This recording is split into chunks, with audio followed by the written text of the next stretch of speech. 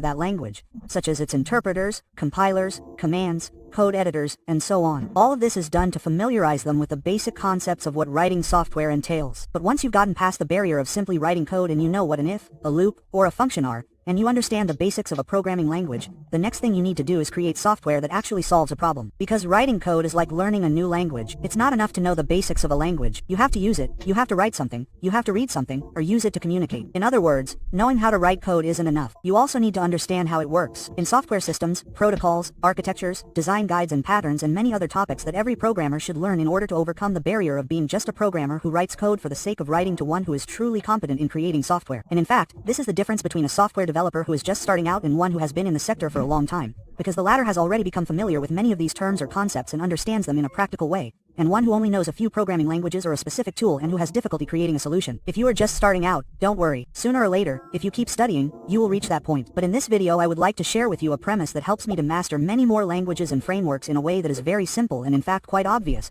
but that many ignore, and that is the premise. Understanding concepts is much more important than just learning code. Coders, I am always looking for tools and resources to improve my English, especially in the context of programming, to try to sound more like a native speaker. And one platform that I use for this is Inigo, which helps me improve my English by allowing me to practice my speaking constantly, in addition to getting classes and help from native coaches. It also has an AI tool that not only corrects but also suggests changing your phrases for more eloquent and native phrases. And the classes are not limited to teaching you typical English sentences, but they teach you phrases that you can use in real life when presenting a project, when talking to your boss or foreign clients, or when you want to write English like a native. Inigo is certified by the British Council, which guarantees that you get a quality English education. In addition, here you can find many programmers from all over the world and generate contacts. Personally, it not only helps me improve my vocabulary and correct phrases, but it also helps me with fluency so that I can communicate with my clients like a native. So if you are a programmer looking to improve your English, I definitely recommend you try Migo. Get a 90% discount on your monthly or annual plan with the link in the description. On this channel, you've seen me using several programming languages and frameworks based on these languages, which are even useful for different types of projects. Some are used to create back-end codes, others front-end, mobile, desktop applications, or web applications. And sometimes, many of you ask me,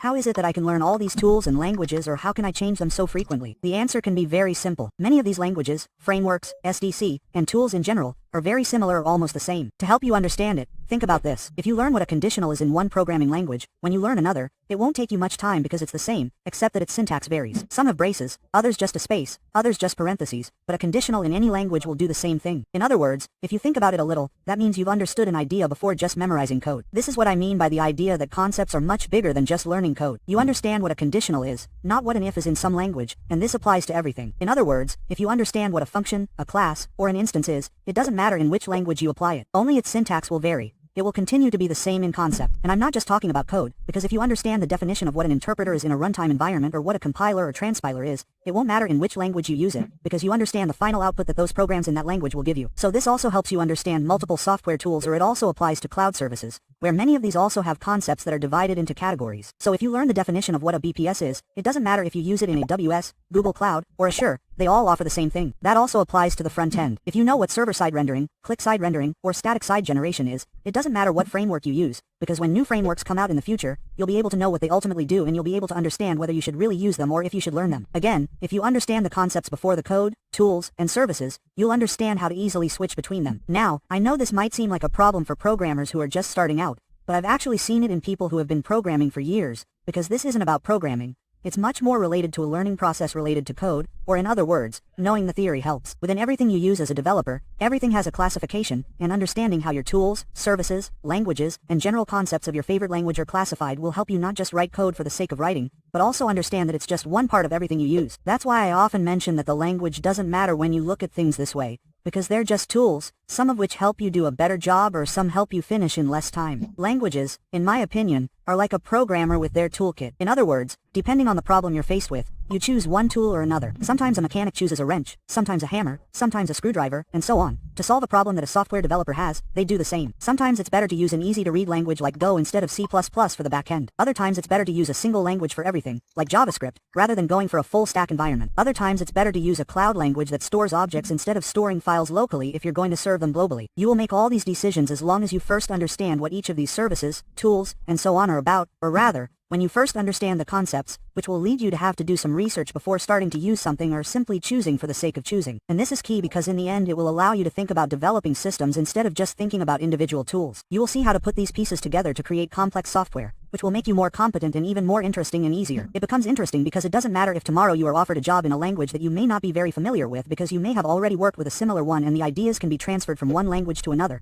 which makes it much easier for you to not have so many problems learning it while you are working on a project. And in fact, this is the next point I am going to talk about, how to put all these ideas into practice. You might be wondering if there's a course or tutorial on this, but there really isn't, because each developer needs to learn this differently. However, there is a way you can do it in a fun way, and that's by continually creating projects. Now, I'm not talking about always creating the same project, but rather increasing the difficulty as you learn. For example, if you're starting to program and you've already created a terminal application that asks you something, level it up and create some kind of CRUD with a graphical interface. Now that you've done that, add a database. Now that you've done that, add an API. Now that you've done that, add authentication, add deployment, add SMS sending, notifications, and email sending. Now that you've done that, automate the deployment with infrastructure as code tools. Now that you've done that, add monitoring. Now that you've done that, create a much more complex architecture with microservices or micro front ends, and so on. There's no end to this. That is to say, the first step is to set a goal, in this case an application or a final project, and start increasing the difficulty as each one of these is solved. The next thing, once your goal is set, is to design a bit of the application architecture. It sounds like something complicated, but in reality you can start with very simple graphics, drawing all the parts that interact. You can draw boxes that represent a client and a server, a line that represents a protocol, the cloud services that you are going to use or the programs or the interpreter that you are going to execute. In other words, you must outline a general idea of what it is going to entail to do a project. I do this in both large and small projects. It helps you to have an overview of everything, although it is not the only way, because if you develop a database, you can also create an RD diagram and there you first define your data models, which also gives you an idea of how a project is going to be developed. But again, all of this is theoretical so that before writing code you already have at least an idea of all the parts that go into the system you are creating. Once you have developed graphics or drawings to get a general idea,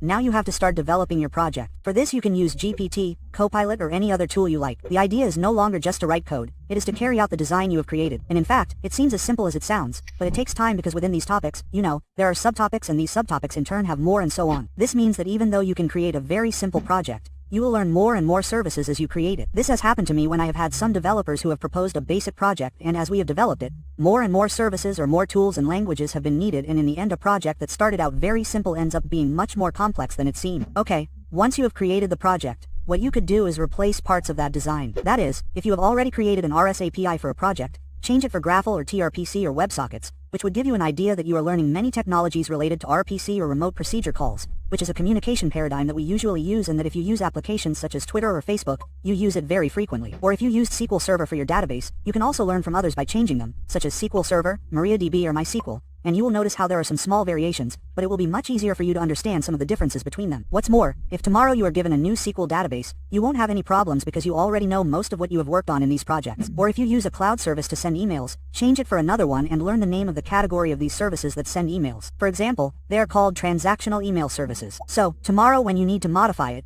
you just search for some type of service and you will find a huge list of options. Or if you have already deployed a VPS, which is classified as an infrastructure as service, you can also now deploy it in a step, in a platform as service, or maybe you just want to create a function serves. In other words, these terms that seem complicated have a meaning. You have to have an idea or at least a basic notion of what they are about so that when you have to start using them it will not be something complicated to understand. And by changing each part of a system that you have already created, this gives you an idea that they all do the same thing, but in a different way. And as you create projects or replace parts or learn about new tools, you also learn about their difficulties and considerations when developing a project. In the middle of the day when it helps developers to carry out projects, many times this has been noticed as projects made in Python look a lot like those in Node 10 or how using a SprintBot framework is similar to creating a project in NES, and not because of the syntax, but because of the architecture, the way in which the code is created, because it also generates code. Those frameworks also have dependency injection or because they also follow network principles and can easily transfer what they already know from one framework to another. And again, the idea is the same. It is because they have truly understood what their tool does and have not just learned the tool. So, in order to achieve all this you must be clear about the following. First, study what the tool you are studying is about,